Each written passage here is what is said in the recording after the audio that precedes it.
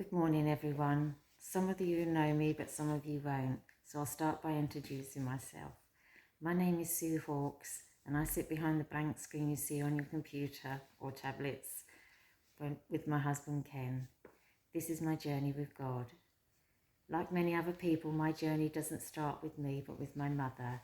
When the Second World War broke out, my mother was 3 months old and living in Ramsgate, Kent. It was heavily bombed in the war due to it being on the southeast coast, where a lot of the air raids took place, and any planes carrying bombs dropped them before returning back to Germany. My nan felt they wouldn't survive if they stayed there, so when my grandfather was conscripted into the forces, they were evacuated to Scotland, where her sister lived, thinking the war would only last a year. Here my mother met her Uncle George, who had always wanted a daughter, and they became very close. He took her to church and gifted her with her first Bible. 5 years later, my nan received a telegram telling them to meet her husband in London, which they did. Unfortunately, my mum thought her Uncle George was her dad and was very disappointed. When they returned to Ramsgate, there wasn't much accommodation available, so they rented 3 rooms in a 3-storey house, one outside toilet for all and no running water. After a mass building project, they managed to secure a house with running water, inside toilet and a garden, and to my mum's great joy, her Uncle George stayed with them for 2 weeks a year and continued to do so even when we was young. Fast forward 2 decades. My mother and father had a son, which was such a good baby, they thought it was down to good parenting. Unfortunately, that didn't last long, because then my mother gave birth to twin girls. Yes, my sister and I, we excelled at it. The epitome of terrible twins. Many times we locked my mother out of the house, ganged up, ran off and played, and at school we ran amok. My father would come home from work with a knot in his stomach, thinking what had they been up to today, as we had to tell him our antics as part of our punishment. When my brother was 5 years old, my mum thought she'd better start taking him to church, and of course at the age of 3 we went along too. Well, it wasn't a church as such, but an old hall. It took many years of fundraising before they could build a modern church. We went to church on Sunday afternoon as the vicar performed another service at a different church in the morning. The children had a service more suited to them, but again they couldn't cope with us, so my sister and I attended alternate weeks. When we went to junior school, my sister and I were put in separate classes, much to everyone's relief involved, which calmed our antics down enough. We were allowed to join the campaigners at the age of 8 until 11. It was the church's version of Girl Guides. We loved the games, stories from the Bible, enjoyed earning our badges. They even took us away to the Isle of Wight, which was great fun, but I was terribly homesick. But I'm sure for my parents it was a welcome relief from us. We went to church as a family every Sunday until we changed churches. The service was very different there. Unfortunately, my father couldn't take to it, and sadly him and my brother stopped attending church altogether. After campaigners, my sister and I joined the youth group, where we met up with other teenagers from the church, learning more about God.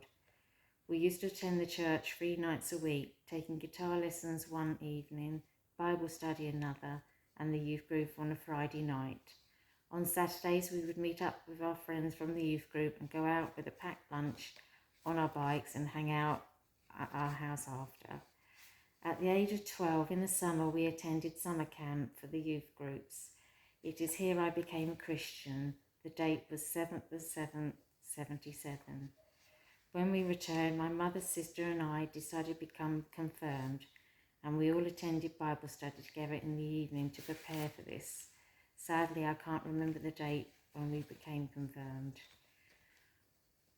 When I bought my own home, I changed churches for logistic purposes. Sadly, my parents divorced.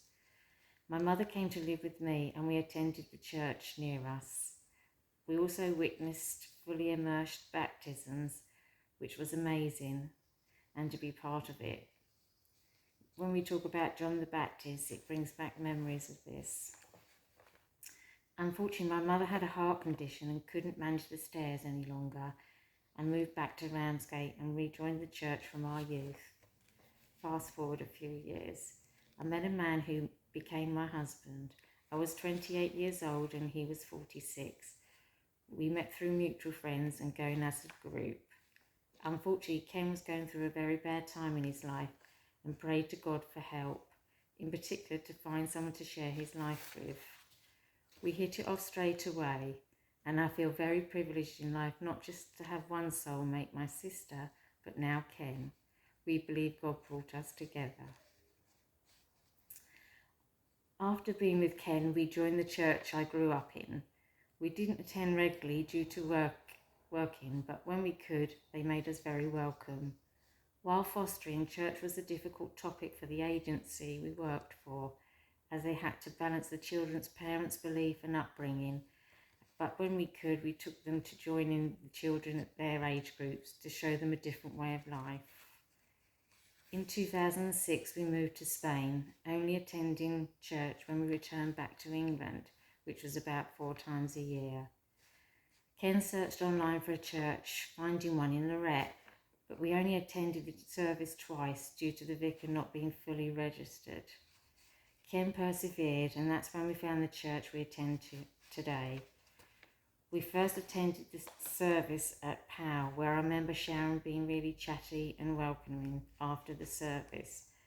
After we attended Madromania, we decided just to attend Penedus and Lorette services, as the other 2 were too far to travel. Where am I now with my journey with God? I feel I'm more focused since being in quarantine with God and in the best hands. I pray every day for the first time in my life and pray to God when I walk the dog in the mountains at my viewing spot and thank Him for everything I have. We have joined the Bible study group and have learnt so much, with Sharon making the Bible come alive for me like opening a book in 3D, and Rachel putting my doubts to rest by putting the Bible in perspective and using God's strength when mine fails me. I never forget one of Rachel's prayers when we first went into lockdown on the 18th of March. It goes, "At the beginning of this day we walk confidently with God, knowing His love within you, His peace surrounding you, and His supporting strength through all that you face." I keep this on my phone and read it from time to time. Thank you for listening to my journey with God.